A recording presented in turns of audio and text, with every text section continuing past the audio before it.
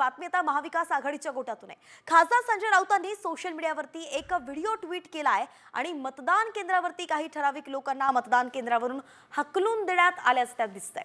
मतदारांना केंद्रावरच येऊ दिलं जात नाहीये, दहशत माजवून पळवून लावलंय असा आरोप संजय राऊतांनी केलाय आणि हा व्हिडिओ जो आहे तो परळी मतदारसंघातील असल्याचा संजय राऊतांनी दावा केलेला आहे। या व्हिडिओची दृश्य आपण पाहतोय, परळी मतदारसंघातली ही दृश्य आहेत आणि हा व्हिडिओ ट्विट करत राऊतांनी मोठे आरोप केलेले आहेत।